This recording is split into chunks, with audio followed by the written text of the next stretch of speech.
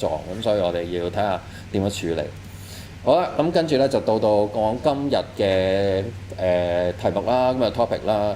咁呢一個咧就唔係阿 Matthew 咧今日嗰個 slide 嘅 cover 嚟嘅，呢個咧就係佢喺上次我哋做呢個 topic 嗰陣時咧用嘅 cover。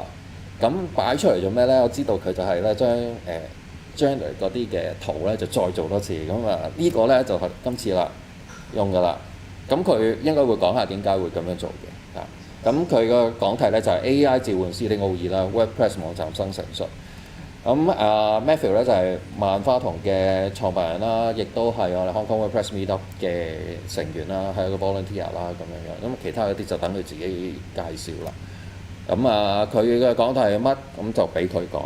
咁而家請Matthew 開始佢嘅 topic啦。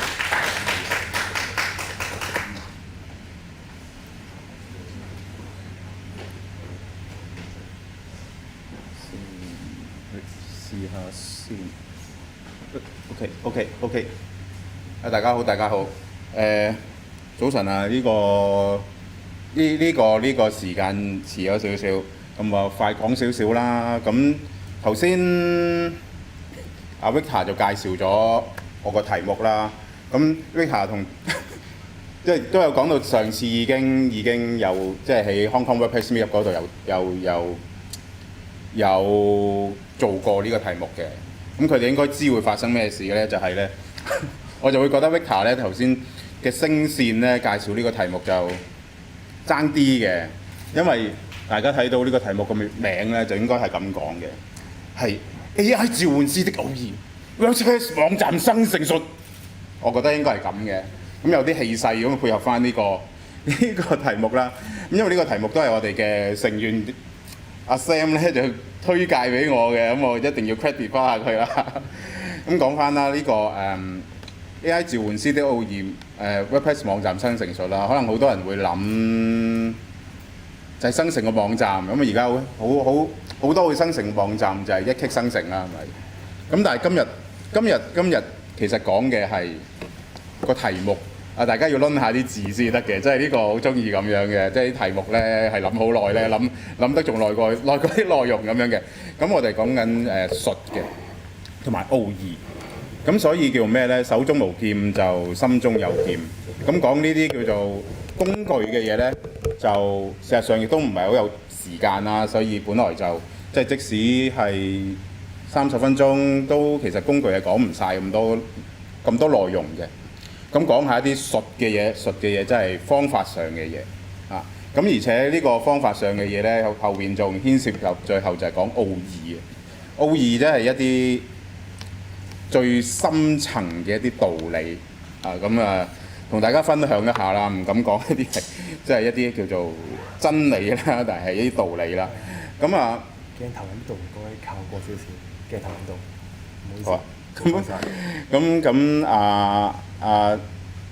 Victor 頭先都有提到啦，咁其實有之前呢個題目做過，咁亦都 show 過頭先嗰個 slide 啦，咁樣。咁點解會換咗個封面咧？咁其實咧就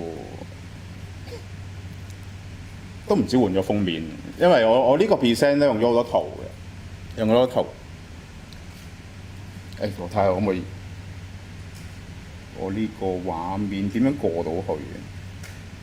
阿 Sam 我呢個畫面點樣過到？點樣過到去啊？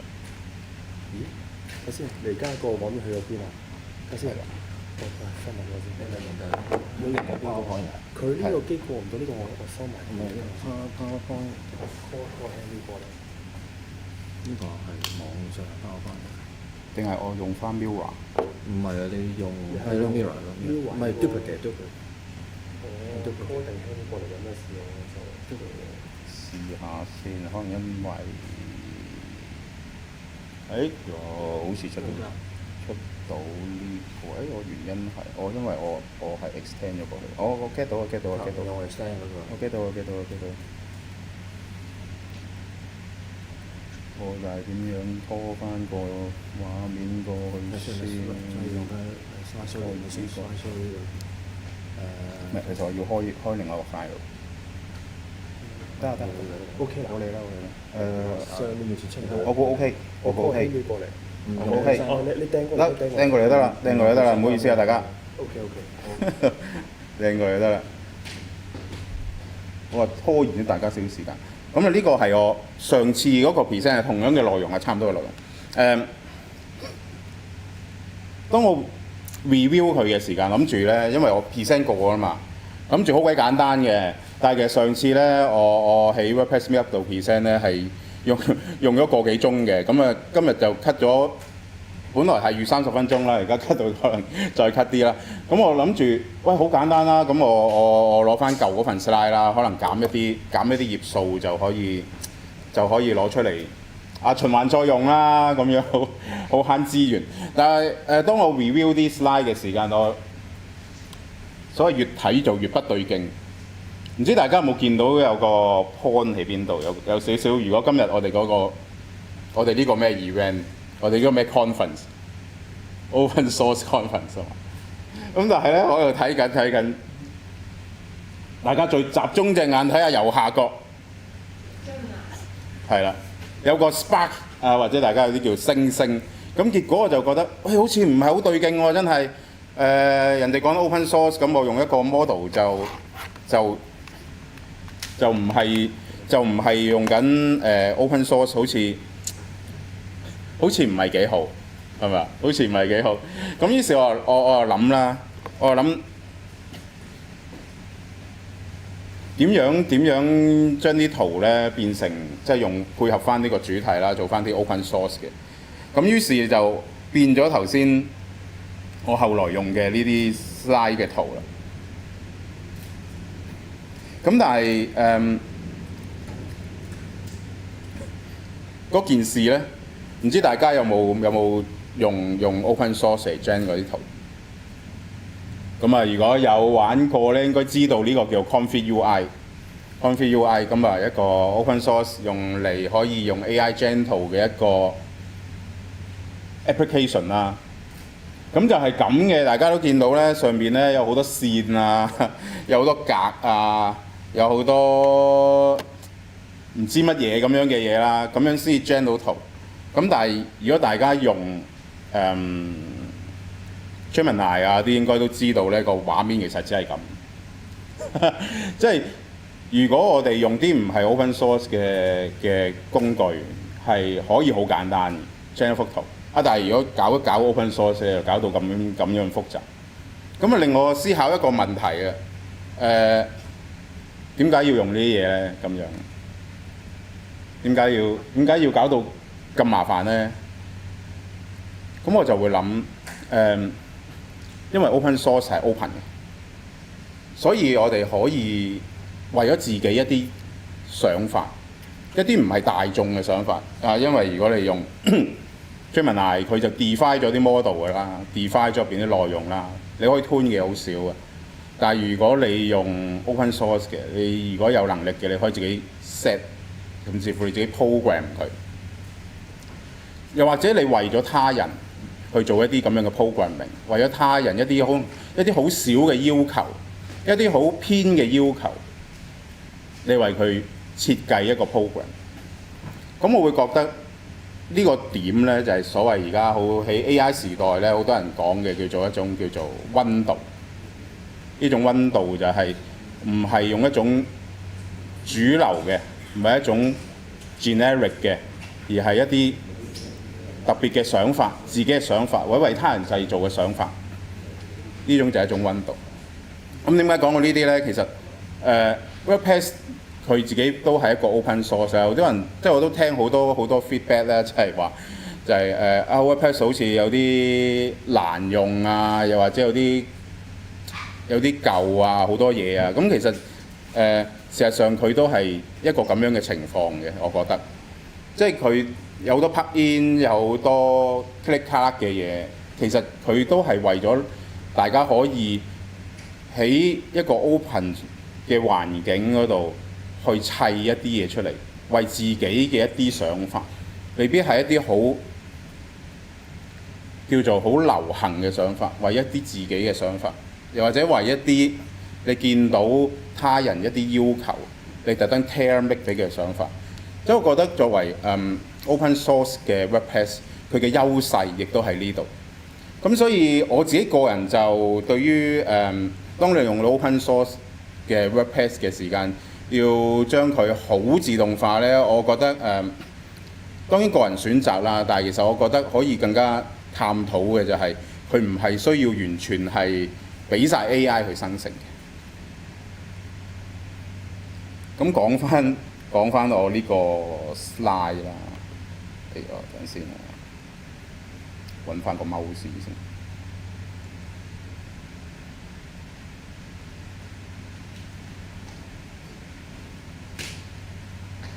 咁所以講到點解要用 AI 去生成個 WordPress 咧？咁先講就係如果大家用即係做個網站，應該都會有啲痛點嘅。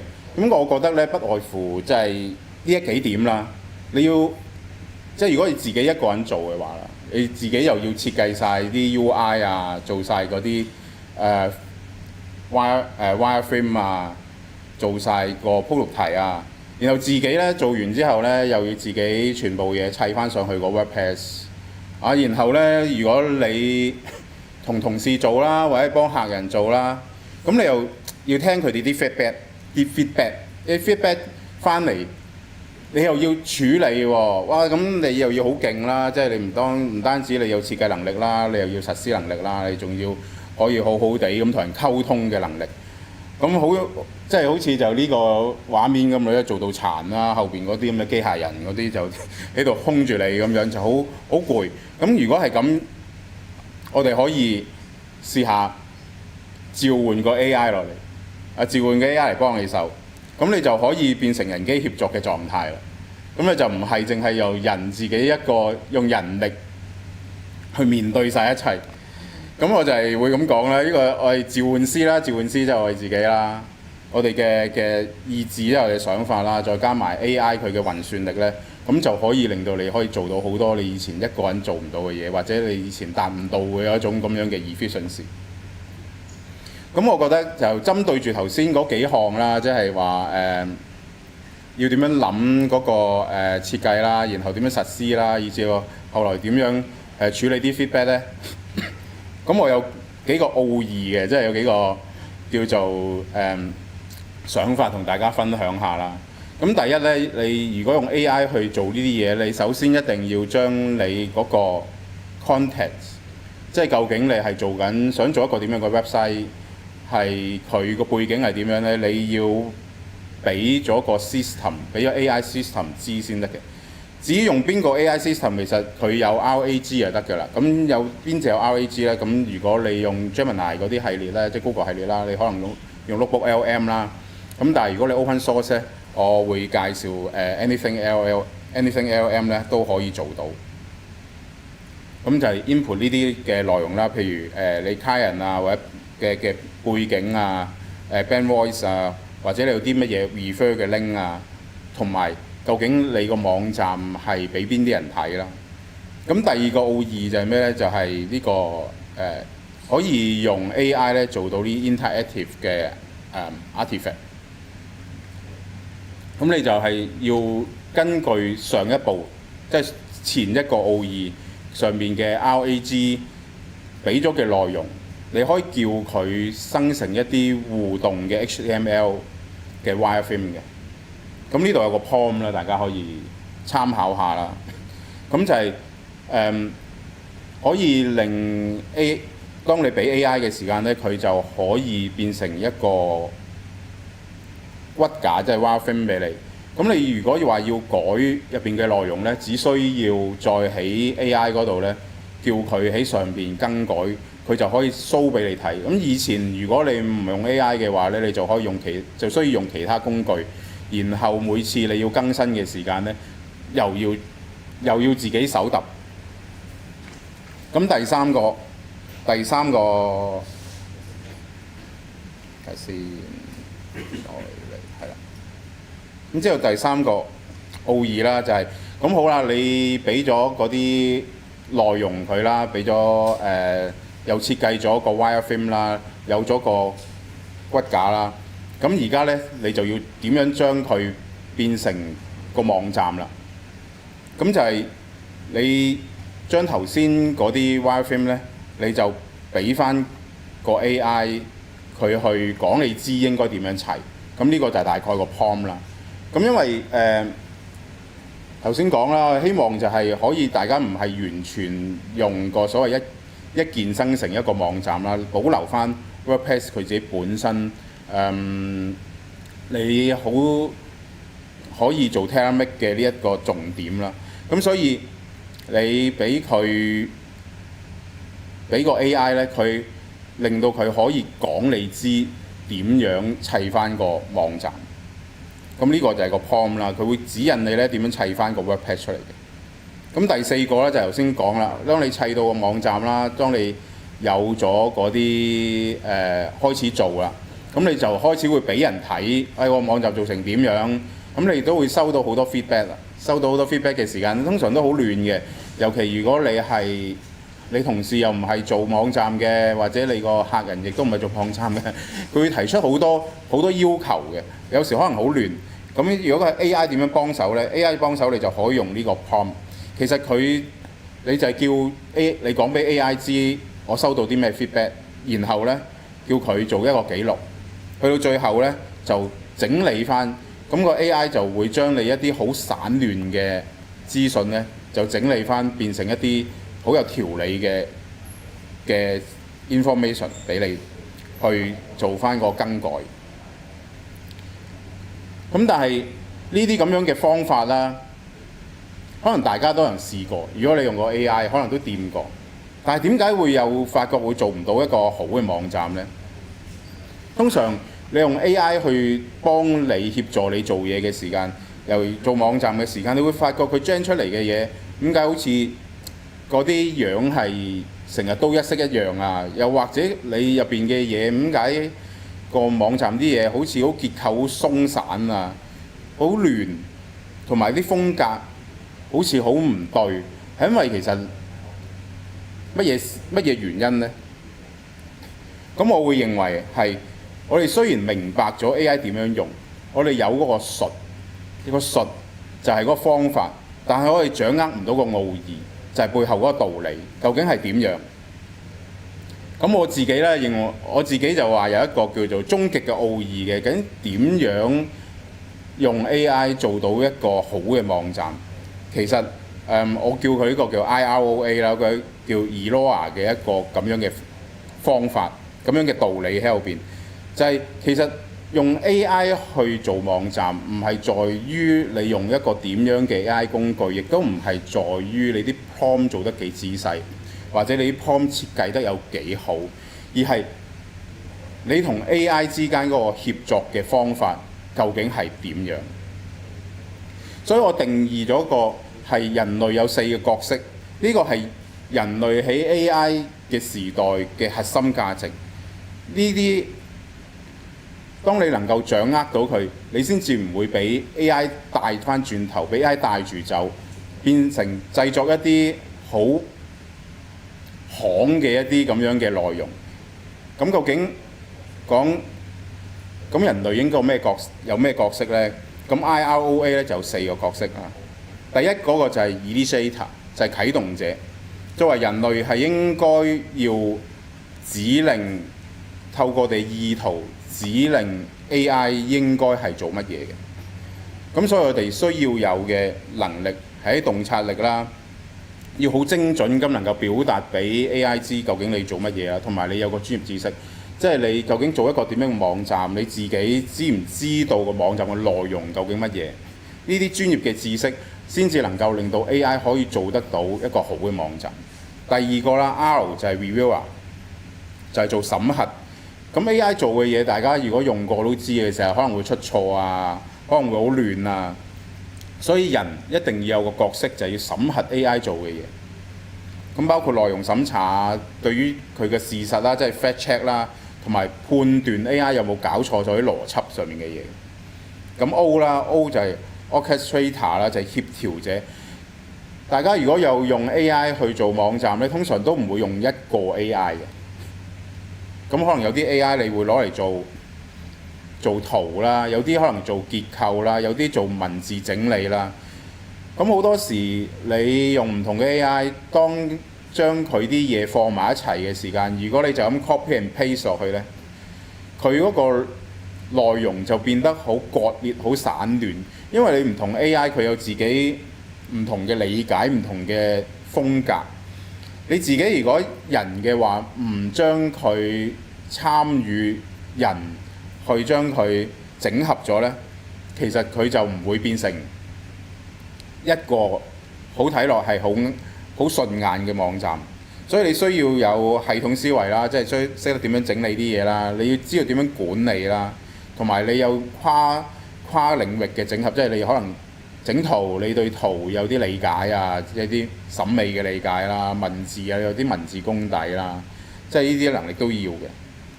咁最後一個啦，叫 A 啦，就 Alaya。我認為咧喺 AI 嘅時代咧，Alaya 呢個角色係我入邊 IROA 入邊最重要嘅一個角色嚟。咁因為 AI 佢係訓練嘅時間咧，佢會答你嘅咧，通常都係答一啲平均值嘅嘢。佢自己本身冇一個既定嘅立場嘅，咁所以好睇嘅就係你俾一個點樣嘅角度去，你俾一個點樣嘅方向去俾一啲好係咯，咁我繼續啦，照繼續啦。好啊，咁我哋就照睇住先啦 ，OK 嘅，冇問題嘅。咁講到頭先啦，翻嚟啦。咁 AI 佢因為訓練嘅情況之下啦，佢只會出啲平均值。咁就亦回應翻我其實開頭咁講，就同 open source 一樣。咁如果你為自己想為自己做一啲嘢，自己一啲觀點，又或者你為他人去諗一啲嘢嘅時間，去做一啲嘢嘅時間，其實 AI 本身係唔會可以幫到你。如果你自己唔係諗自己想做乜嘢，亦都唔係諗自己想為緊他人想做乜嘢，其實 AI 佢自己並唔會俾一個咁樣究竟應該為你或者邊個去做一啲嘢嘅心態。所以成日講話喺 AI 嘅時代，我哋俾一啲點樣嘅溫暖，或者俾點樣俾一個靈魂，其實就係呢一點。所以 Alaya 嘅意思就係我哋要俾翻 AI 究竟我哋畫一條線係乜嘢，我哋嘅同理心係點樣。我哋即係 AI 唔會明白我哋嘅感覺，佢唔同，即係佢唔係人類，佢唔會真正嘅明白。佢亦都唔知道咩叫做審美，佢亦都唔知道我哋嘅價值觀。可以話咁，當然價值觀可以話個個人都有唔同。咁所以當你用 AI 去做一啲嘢時間，究竟你嘅價值觀係點樣？你要講俾 AI 知道，其實你想做啲乜嘢，或者你覺得有啲乜嘢唔可以做，佢先至 AI 嘅生成嘅嘢先至會變得獨特。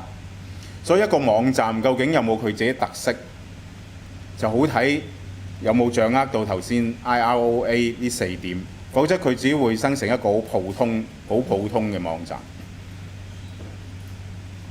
咁講到就係因為我哋會由人去介入咗喺成個生成入邊，咁所以究竟好與唔好，其實係用 AI 好與唔好係由人類去決定嘅。呢一點亦都係人一定要負起嘅責任嚟。咁如果你譬如就以做一個網站嚟講啦，如果你係心係全善嘅，之後你係為咗創造啲價值去解決啲問題，係幫人嘅，咁其實你係一個傳奇嘅召喚師。